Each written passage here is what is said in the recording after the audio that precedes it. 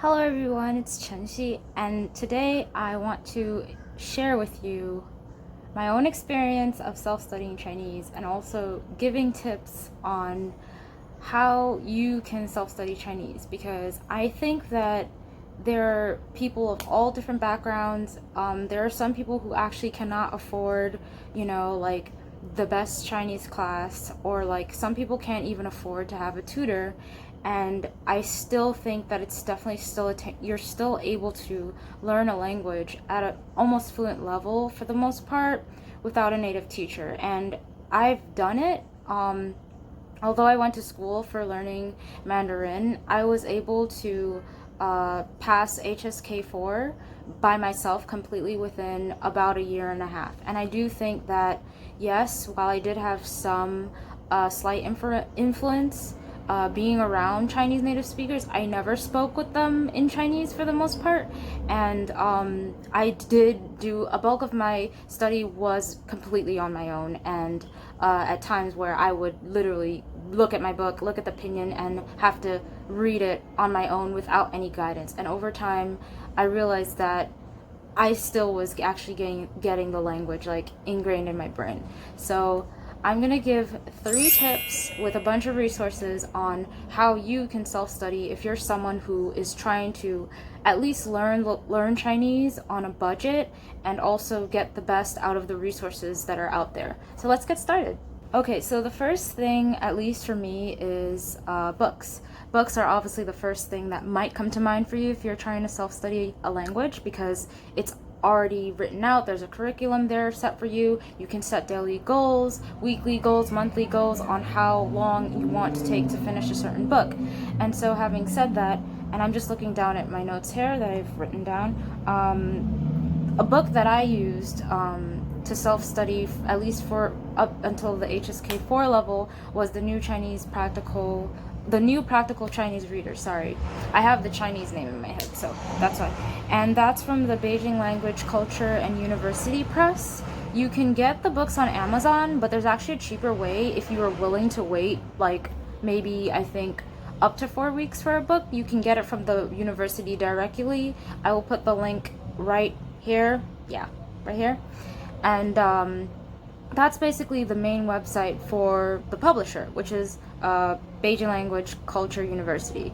And those books are great. I used it, I think, up to the 3rd or 4th level before I thought that, okay, I've learned enough that I can take the HSK4. But I think there's a total of 6 levels that, and it goes pretty far in. I would say up to HSK 5 and 6, if I'm not mistaken. But they are great for self-studying because they have accompanying CDs. I personally did not use the CDs because I didn't know they existed. I did not purchase them. I got them from the library near my home, and that's how I found out about it. But now I know that there are CDs that are accompanied with the lessons, and that's great because I, on the other hand, had to read them out, learn pinyin and whatnot. But they also teach pinyin, and it's great. So if I could use it without a CD and you could use it with a CD, then I think, you can definitely improve your Chinese like that. And okay, having said that, with the books, the second thing that I did and that I probably recommend is utilizing free resources online to get a pen pal.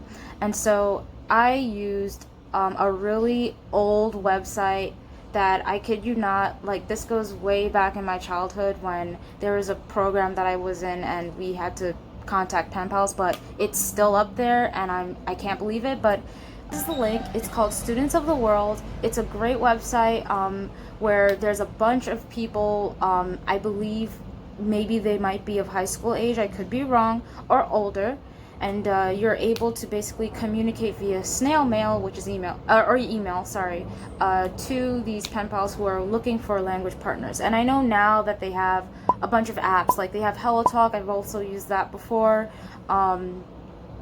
But in the beginning when I was studying, that's the website that I used, and I got a few cool friends that I was able to speak Chinese with daily whether it was in writing or I made a voice recording and I sent it to them through email, or it was something like that, and I had some type of reciprocal language exchange going on that I always had to look forward to. And so that further propelled me that, okay, when I look through the books and I had questions, I can go ahead and ask my language partner. So I think that's something that you should definitely utilize if you're looking to study on a budget. And I know right now, as a result of the pandemic, maybe many of you cannot go outside to like language meetups and stuff like that. So this is also a very great way to practice another language. And the third and last tip is that Chinese is tonal. It's a tonal language, so you have to listen a lot. I play music. I've played music in high school. I can play viola, and intonation is everything when you're trying to study music, and the same thing goes for Chinese, because you know your intonation is what is creating a word, and that's beautiful, and so you have to learn how to speak beautifully, if anything. And so I think that a great way, apart from practicing that with a language partner, is also to actively listen to that every day if you can. When I was self-studying, I listened to dramas. I didn't only listen to them, I watched them, and I paused them whenever I saw a word that I did not know. I wrote it down, I copied it into my phone, I put it in the dictionary, I looked it up so I could understand what was going on in the story. And then once I found, stories that I liked, I would be able to talk about them because I learned those words pertaining to that story, and that's how I was able to build vocabulary over time. So I definitely think that find subjects that you absolutely love. I love reading about healthcare right now, and I'm an advanced learner of Chinese. And I read medical articles all the time in Chinese. Find something that you absolutely like watching. I also like watching, dramas. So 好先生 is something I definitely recommend.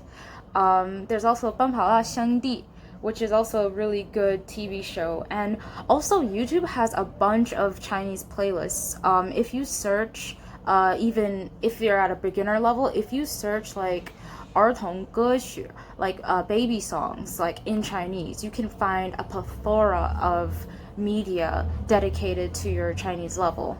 And then also, there are also other Chinese teachers on this platform who are also teaching Chinese at all different levels, including my formal teacher, Liu 老师, who now has an amazing YouTube channel. You should definitely check her out. I'll put her name here, Learn Chinese with Dolores. She's great, and I highly recommend you guys watch her.